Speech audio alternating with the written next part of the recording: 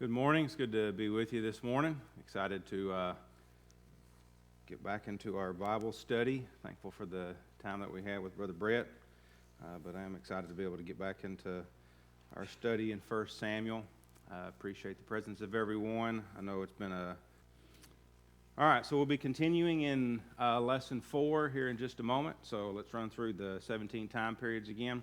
Before the flood, the scattering of the people, the patriarchs, the Exodus, wandering in the wilderness, invasion and conquest of Canaan, the judges, the united kingdom, the divided kingdom, Judah alone, the captivity, return from captivity, years of silence, life of Christ, the early church, and the letters to the Christians. And up until this point in the United Kingdom, we've solely been in 1 Samuel. As we move forward, we will now be getting into to the Chronicles, and so make sure that you do not only read the material in Samuel, but also in Chronicles. There will be some overlap, but there will also be some things that are covered in one that won't be covered in the other, so make sure that you pay attention to that. We are coming to the near the end of Saul's life as we come to the end of 1 Samuel, and then that will also be mentioned over in 1 Chronicles chapter 10. And then David will cover all of 2 Samuel, and then 1 Chronicles 11 through 29. And then toward the end of the quarter, we'll get into Solomon over in 1 Kings 1 through 11, and then over in 2 Chronicles 1 through 9. So we've gone over the first couple of questions in Lesson 4, and both of them really dealing with the relationship, the friendship that we see between Jonathan and David. And we talked quite a bit about that, talked about the importance of true friends over in Proverbs 17:17. A friend loves at all times, and a brother is born for adversity. And talking about true friendship and how that it's not something that's based on convenience, but really is a deep, enduring commitment to one another, which is exactly what we see between Jonathan and David. And then in Proverbs 18:24, a man of too many friends comes to ruin, but there is a friend who sticks closer than a brother. And I brought up the fact that in the day and age we live in with social media, it's all about how many friends do you have.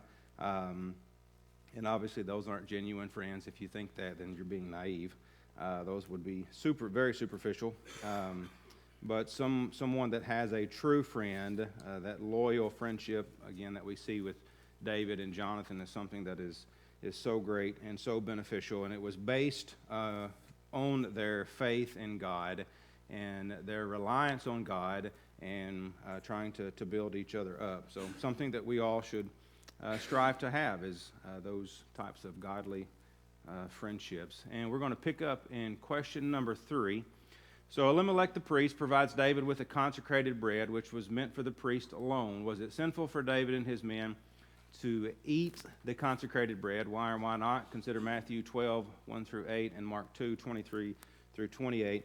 And I thought about not actually including this, and we'll just let Jesse take care of it here in just a few weeks when he talks about Matthew 12, but I thought, well, that's going to be a while, so maybe we should go ahead and talk about it. So over in Leviticus chapter 24, verses 5 through 9, we know that under the Mosaic law, the consecrated bread was reserved for the priest, and it was set before God in the tabernacle, and it was only for the priest to eat. So what's the deal here? Was it sinful for David to have eaten it? Miss Shirley? No, it was an emergency for David and his men for one reason, and the Sabbath was made for man, not man for the Sabbath. Okay. Did you say it was an emergency? Well, I was just trying to make sure I heard. I didn't know if I heard emergency or mercy. Okay. All right. What else?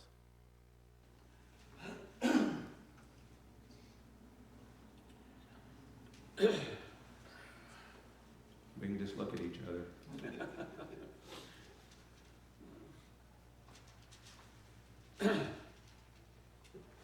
Daddy?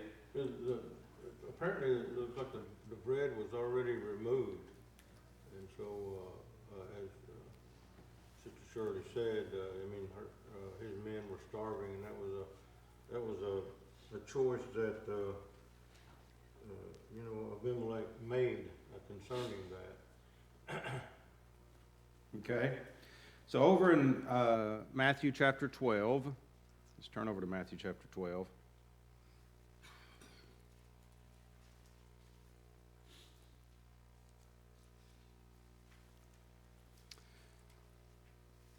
So in Matthew chapter 12, beginning in verse 1, it says, "At that time Jesus went through the grain fields on the Sabbath, and his disciples became hungry and began to pick the heads of grain and eat. But when the Pharisees saw this, they said to him, 'Look, your disciples do what is not lawful to do on the Sabbath.' But he said to them, 'Have you not read what David did when he became hungry, he and his companions, how he entered the house of God, and they ate the consecrated bread, which was not lawful for him to eat, nor for those with him, but for the priest alone? Or have you not read the law that on the Sabbath the priest in the temple break the Sabbath and are innocent?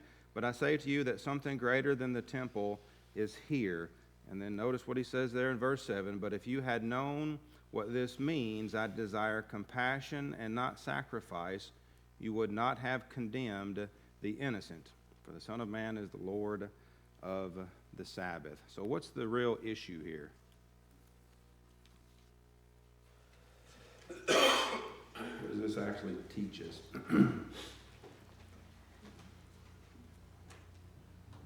Todd? Well, there's occasional conflicts between the law, and there is, in those cases, some laws are superior to others. I made a note of Deuteronomy 23:25, which says, "When you enter your neighbor's standing grain, then you may pluck the heads with your hand, but you shall not wield a sickle in your neighbor's standing grain." So the idea was, if you're hungry, you can eat, but if you're harvesting, that's not the law. And so they weren't supposed to be working on the Sabbath day to harvest, but if they're hungry and they need to eat, they can eat. And so he then uses the example of the priests working on the Sabbath day. Well, they were commanded to do certain things every day, and so they have to labor, so there's superiority of that law over the other. So even though it specifically says he broke the law, he also calls them innocent. So what's God's purpose? What's his intent behind the law? Norm? The intent behind the law was to take a blank slate and train it.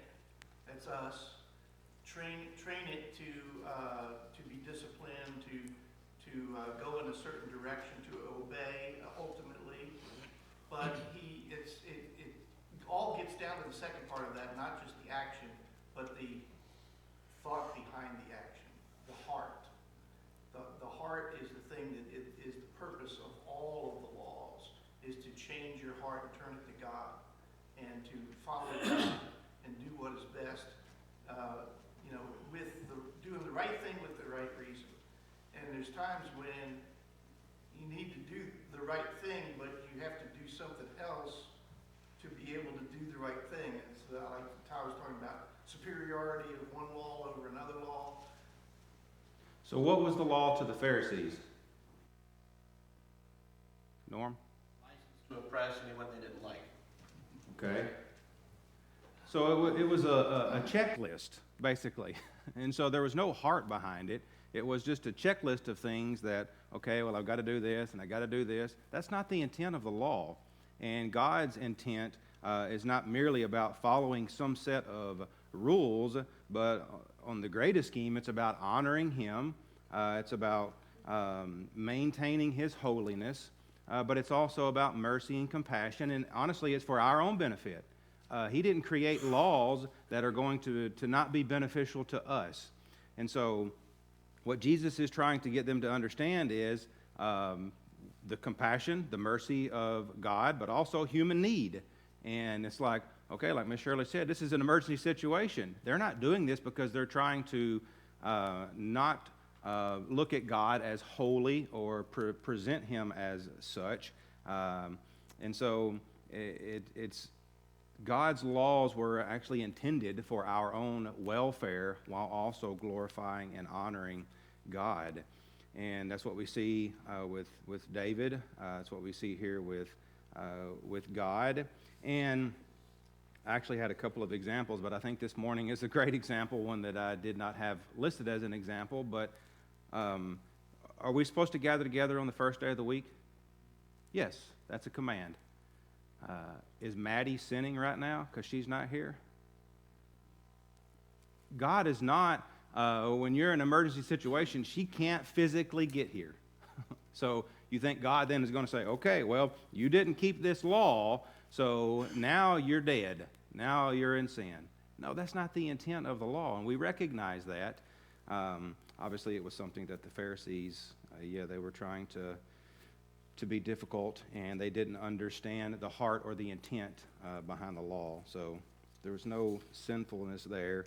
And I think that that's something that we actually need to be mindful of, because we can very easily do that ourselves, where we look at some law. Well, you didn't keep the law, and we turn into a Pharisee, and so we have to be very careful about that. Daddy? I think too that they were not only, of course, they knew the law, but on top of that, they were making this, like you said, checklist, this list of everything that might, be included under that. So they were actually going beyond what the law was requiring. We talked about getting the ox out of the ditch and maybe fixing a leak on their house. Or, I'm assuming, and just from what we read about the Pharisees, they had their eyes out, but they were hypocritical even of themselves. Jesus condemned them for that. So I think what they were doing was going beyond what the law was. Yeah. Meant. And that's a good point, because oftentimes we can do that, or we expect mercy and compassion from God when it comes to us, but then when we look at other people, and it's like, oh no, no, you messed up. And so, again, we can become a Pharisee very, very quickly. So something that we need to be mindful of. Anything else on number 3? Norm? Just we have this concept that we're all familiar with. We hear talk about this, the spirit of the law. That's what we're talking about here. What is God's intent behind this law? And Jesus summed it up: love God with all your heart, with all your mind, and then love your neighbor as yourself. He said, well, those aren't in the 10 Commandments or whatever. Oh, well, no, that's the spirit of the law that we're talking about there. And basically, God created these things to enable us to be closer to Him and to understand Him and to learn how to love Him and each other. Yes. All right, let's move on to question number 4. What pictures of Christ can be seen through David and his situation in chapters 20 through 22? So I've mentioned this, but as we go throughout, especially 1 Samuel, and I was talking to Nate about this, there are more things that I see a connection with Christ, and I'm trying not to push it, but I think that there are a lot of things that we see and a lot of pictures that we see of Christ. So what can you see in chapters 20 through 22, pictures of Christ? Ms. Shirley? Well, I see forgiveness for one, Forgiveness? protector. He would be protected. I mean, he didn't kill Saul when he had the opportunity, and he was honorable in all things. Okay. All right. What else? Norm? In Jonathan, we see definitely see a type of Christ here in his relationship with David, and that depth and what it really means, brotherly love. We see a great example of that here. What do we see David doing in these chapters? Dave? Well, he's fleeing or trying to stay away from Saul. Saul was trying to kill him. His own people was trying to kill him, basically. The king was trying to kill him, even though he was anointed king. And so I was thinking through this is what David was doing during this time is the same thing that Jesus was doing. Jesus was, trying to save his people, as David began to do that as well. But the Jews was constantly out trying to kill him, so he had to flee. The passage there where Jesus had nowhere to lay his head, Matthew 8 and verse 20. I'm thinking about David being in the caves and stuff, and just on the run all the time. Yeah, I mean that's a big picture to me that we see of Christ. I mean, David's life was in danger. constantly at this point, regularly being threatened. And so he's on the run. He's not able to rest. I mean, just think about that situation where you know that someone is trying to kill you, and they're using every means necessary to do that. I mean, you're not going to be able to rest very easy, and yet he's hiding in caves. And I had down there Matthew 8:20, where Jesus is talking about the foxes and the birds, and they have places to live, and I don't even have anywhere to rest my head. And he obviously had to leave his home to be able to hide, and we see that very early on with Jesus, where immediately his life was threatened, so Joseph and Mary had to take him out of Israel. What about at the end, the people that were coming to David? Daddy? I had that, thinking about that too as well. David received the rabble, the worst of the men, were loyal to him. And Jesus was the same way. I mean, he wasn't, he received the humble and the poor and the sick and healed them and took them in and then condemned the Pharisees for the way they were living. Yeah, if you think about the ones that came to David, the downtrodden, the outcasts, and David is leading them, and how successful he's going to be with those men. That's the picture that we see, and I think that's really our greatest hope, that Jesus calls those that are distressed and those that are not the strongest, and that's us. And so we should be very, very thankful for that. Anything else that you see, Norm? Just the fact that he was wrongly accused by Saul through this whole thing, and yet he just kept pressing on. Yep. Definitely. Lena? Well, and if you're talking about the end of chapter 22, then people that stood on David's side and told the king that David was not in error, they paid with their life for supporting David. Yes. Anything else on number 4? All right, question number 5. After hearing of the betrayal of Doeg in chapter 22 and the Ziphites in chapter 23, David wrote Psalm 52 and 54. What can we learn about David and his situation, and what can we learn from David's Psalms and how he handled these situations? It's such a beautiful insight, and we talked about this whenever I taught through not all the Psalms, but we did a book on Psalms, and David obviously wrote so many of them. And we have so much that we have and can kind of get into the mind of David and what's going on. And so it's just such a beautiful thing. But what do we learn about David in this situation, and maybe what we can take away from that? Francis? No matter the situation, he will call upon the Lord God for guidance and wisdom, and he will believe in God to deliver him from his enemies. And we know God, and we shouldn't be as concerned about matters knowing that God will take care of it. Okay. So there is definitely this great sense of faith and dependence on God, even in the face of all the things that he's going through and these betrayals that he's undergoing. Norm? David had a great sense of confidence in his relationship with God. Even though bad things may happen out there, he never questions his relationship with God. And I find that so empowering there, that no matter what the situation, his language you can see where his confidence and courage and power comes from in living his daily life, in his confidence in that relationship. Yes. So when Psalm 52 opens up, so David is starting off by kind of denouncing Doeg's wickedness, and he says, "Why do you boast in evil, O mighty man? The loving kindness of God endures all day long." But then down in verse 7, it shows really his hope in God's justice. It says, "Behold the man who would not make God his refuge, not trusted in the abundance of his riches, and was strong in his evil desire." And so he's denouncing this wickedness, but he's also letting it be known that he does have this faith, this dependence on God, and his reliance on God.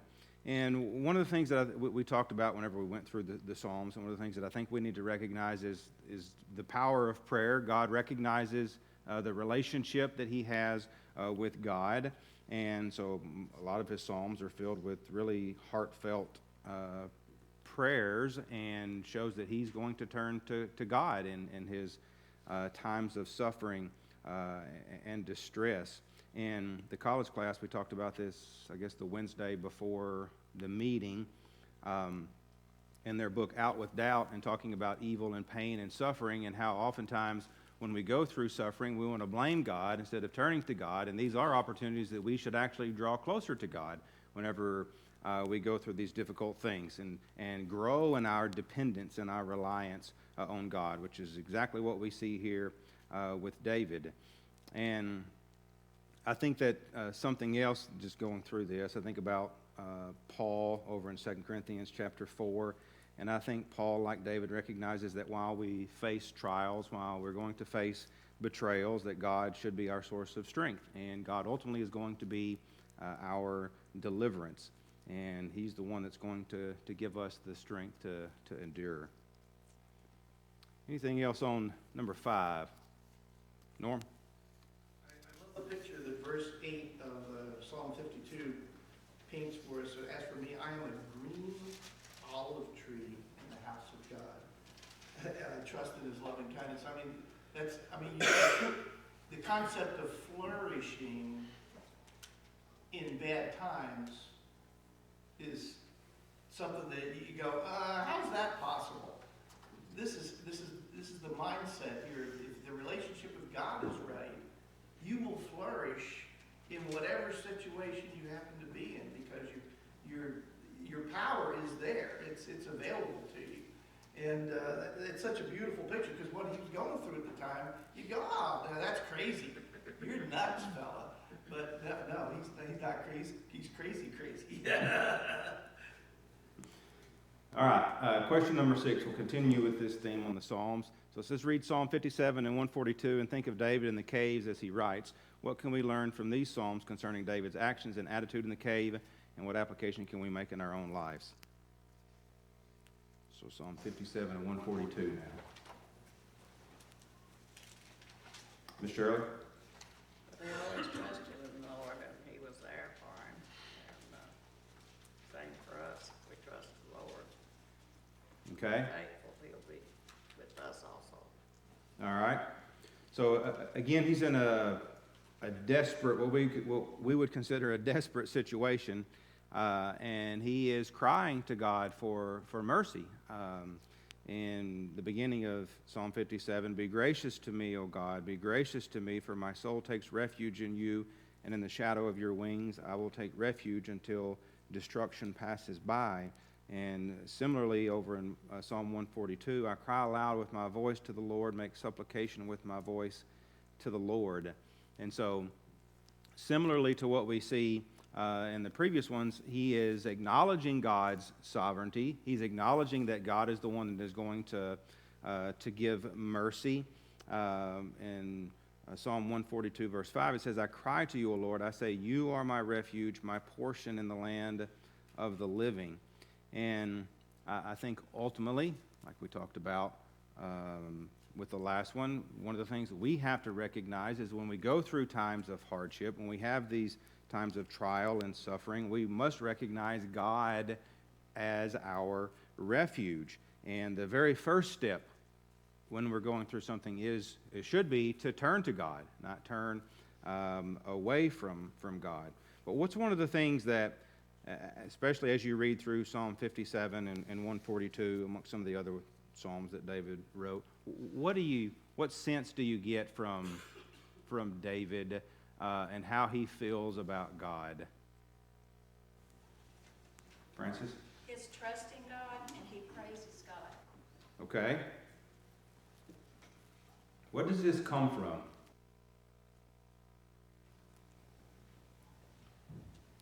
Ken? I would say that very early in David's life, he learned to dependence on God when he was keeping the sheep. And he would, like you said, he fought off a bear and he fought off a lion and killed him, you know. But he learned very early in life that God would help him if he called on him.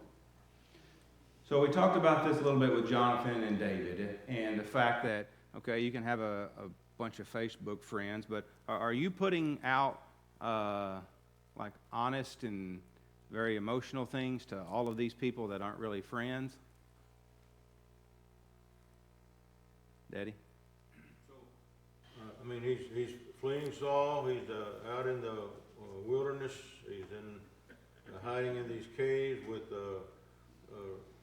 pretty rough men, and so basically, I mean, he just turns to God. I mean, Psalm 142, he says, in verse 4, he says, "Look and see, there is no one at my right hand, no one is concerned for me, I have no refuge, no one cares for my life." And I picture him laying in a cave at night on a rock, and all he's got is he turns to God for his refuge. So to me, that is absolute honesty. The one thing that I, from our previous class on the Psalms, one of the things that I take away is, in particular, David's honest expression of emotion and everything that's going on in his life. Now, is this because God doesn't know? No, absolutely not. And I think that David even acknowledged that. He knows that God knows this. But he has such a close relationship with God, and he recognizes him as God. But I also think that David is treating God as a friend as well. This is someone I can rely on. I can share the deepest things that are actually in my heart. And that's what God wants from us. Not because he doesn't already know, but he wants us to have this openness and this honesty with our prayers whenever we're facing struggles. And we don't oftentimes. I think that I don't know the reason and why, but we don't open up our hearts the way that we see David doing. And I think that God wants us to have that vulnerability with him. He is our creator. He is our sustainer. He is our refuge. And he does care. And I love that about David, just his honesty in the prayers that we read about. So Francis had talked about his trust. And of course, all through this, we see his trust in God's deliverance. But there's one other thing that I think that we need to get. And David is in some pretty dire situations. And outside of being honest and open with God and recognizing him as his refuge, what else is he giving toward God? Praise. He is he's giving God this praise. He's giving God actually this worship. In 57, 7 through 9, it says, "My heart is steadfast, O God, my heart is steadfast. I will sing with praises. Awake, my glory. Awake, harp and lyre. I will awake the dawn. I will give thanks to you, O Lord, among the peoples. I will sing praises to you among the nations." He's in a cave, running for his life. And yet he still has this focus and recognition of who God is, and he is going to give him this honor and this praise. And I think that's something else that we need to be mindful of ourselves. Just because things are bad in our lives doesn't mean that we're not going to stop praising the Lord of Lords and King of Kings, as we see David continuing to do. So there's so much that we can learn from the Psalms, especially David. Brother Ken? I was just going to say, I think that song we sing, "I will wake the dawn with praises," comes from this song. Yeah. And we see this in the New Testament, especially in the book of Acts with the early Christians, and they're all going through some really difficult situations, and yet they're singing and they're praising God. And I just think sometimes we get so down because of the trials and things we go through that's the last thing on our mind. But yet it should be one of the things that's on the forefront of our mind. Anything else on number 6? All right, question number 7. Saul relentlessly pursues David, even though David could have taken revenge when given the opportunity. In 1 Samuel 24, what does this show about the nature of Saul's jealousy, and what can we learn from David's decision to refrain from harming Saul?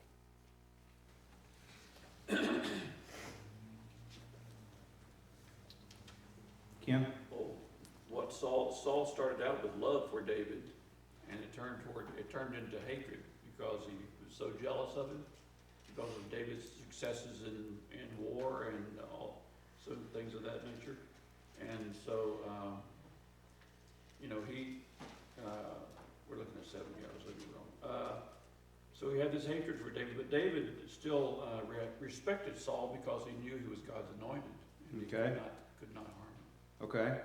So what is kind of the basis of Saul's jealousy? David's I think popularity. David was- All right, so David's popularity is one, and so I think there's this sense of losing power because everybody is looking to David, because he's done these great things, and so that is definitely a sense of it. What were you going to say, Miss Shirley? Be king, and that meant that Jonathan wouldn't be king, and he didn't like that either, so even though. Okay. She was saying. Is the recognition of David actually being king and Jonathan, his own son, not being king. So we have this fear of losing power, and I think that because he had this great desire of control, he wanted to be in control. And I think that throughout 1 Samuel we see his growing insecurity in what was going on. But speaking just of David's decision to refrain from harming Saul. So Ken mentioned about him recognizing Saul as the anointed. What else? What does it take for David to have the mindset that he had? Jesse talked about it on the radio program a little bit this morning. Francis? See, he presented the fact that the Lord will judge. So Okay. the Lord will judge. So the Lord is going to judge.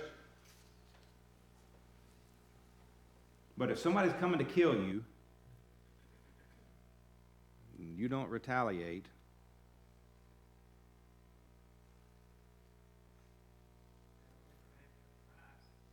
Wanted to kill him, and he didn't. Okay? What does that require? There's a couple things I'm thinking about. Faith, okay. Mercy. Todd? He's got a total respect for the will of God and his timing. It's interesting to compare. He feigns madness when he's in Gath, I think. And so he is using some of his strategy to stay alive. But in this case, it would be very strategic just to take Saul out, but he respects what he knows from God, which is God anointed and appointed this man. So it's his respect for God is just incredible. Yes. So he's got a total recognition of God's timing and trusting in that. So there's an enormous amount of self-control. Literally when he's in the cave and he's this close and he's close enough to cut the robe, and he's even being pressured, and we'll see this even in our next lesson. He's being pressured, just take his life. Like God is giving him into your hands. And you know what? I can very easily see David logically thinking, and you're right, like he's right here, so maybe this is, God's timing. No. And he recognized that, but it took an enormous amount of self-control to refrain from killing Saul when he had multiple opportunities to do so.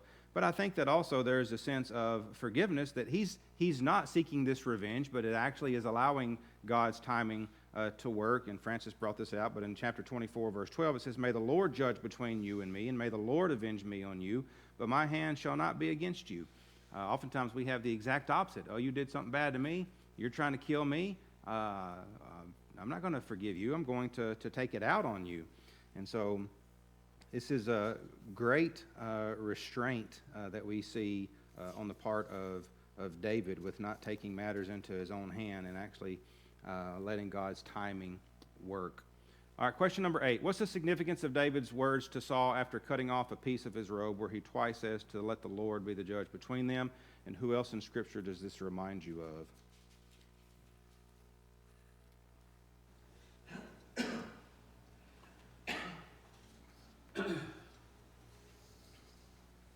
So Ken talked about this with his understanding and his recognition and his reverence for God's anointed there in verse 6 of chapter 24. It says, "Far be it from me because of the Lord that I should do this thing to my Lord, the Lord's anointed, to stretch out my hand against him, since he is the Lord's anointed." And so, again, his recognition of God's time and God's justice and God's anointed, and he's not going to put his hand up against him. But who else in Scriptures does this make you think of?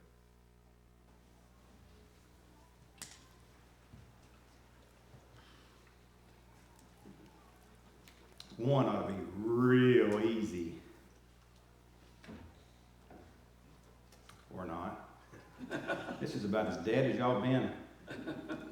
Who was not going to retaliate? Who's the best example of that? Jesus. Okay. All right. Thank you. One of the things that Peter remembered about Jesus over in 1 Peter 2 and verse 23, when he was reviled, he did not revile in return. When he suffered, he did not threaten, but committed himself to him who judges righteously. Sounds exactly like what we see here with David. Another one that I think of that maybe is not as obvious as the Lord is Stephen. Whenever he was being martyred there in chapter 7 of Acts, Lord did not hold this sin against them. And I think of David, but I also think of Paul, whenever he talks about entrusting the judgment to God over in Romans chapter 12 and verse 19. And so I think we need to be mindful of that as well. We need to trust in God's judgment. I think that we have to be careful that we respect God's authority. Over in Romans 13 verse 1, "Let every person be in subjection to the governing authorities, for there is no authority except from God, and those who exist are established by God."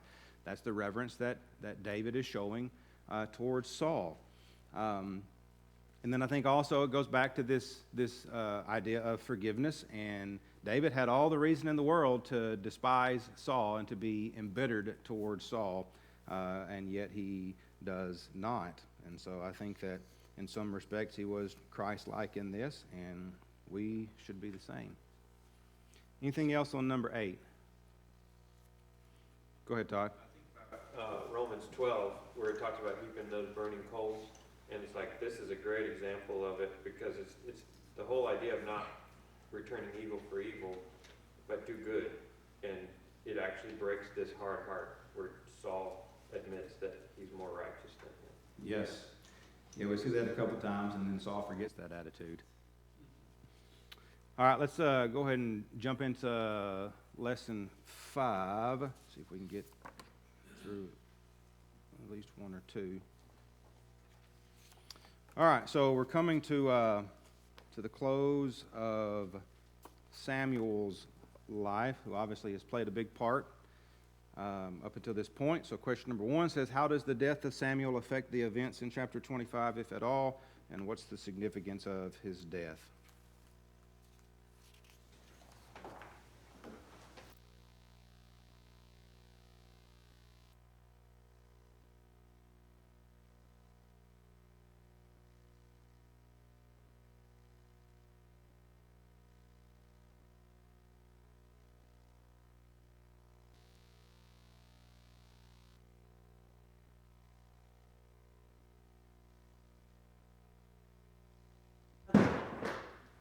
I don't know how his death affects the events of chapter 25, really, so I'm unsure on that, but obviously we just have a very short couple of verses that he died, but all of Israel is said to have assembled to mourn for him, so there was a short time of peace and unity, I would think, for all, and he's Israel's last judge, and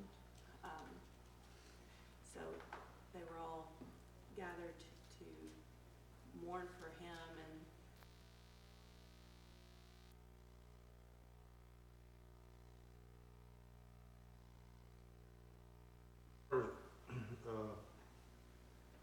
David, I mean, that was a close friend. They were really close, and David relied on him for sure. And he may have had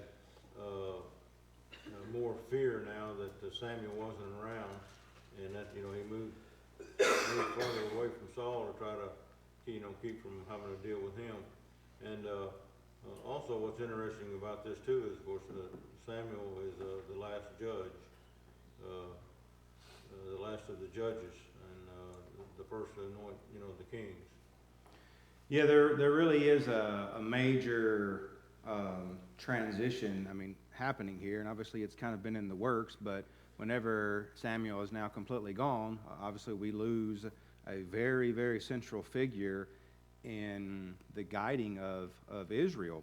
Of course, Samuel being both a prophet and a judge. And so, the reason I asked the question, if at all, it's interesting to me that he had been such a central figure in the spiritual leadership that we see of Israel, and then we see now what happens in chapter 25. And obviously Samuel was wanting first Saul to kind of become this leader, and now he's wanting David to kind of become this leader, and now they are going to have to be just them and God. And I think that it does provide a sense of security when you've got this this spiritual leader that you've got that you can lean on and depend on. But I think that what we see is an increasing decline, obviously, of Saul, but we see some issues even in chapter 25 with David that we'll talk about a little bit more. But I think that just this transition of having this prophet and this judge, and now transitioning to where it is all going to be just on David as the king. And I think that this is significant just in the story of the nation of Israel. Anything else on number 1? Well, it says 9:45, so we're not going to get into number 2. All right, thanks everybody. We'll pick up with question number 2 next week.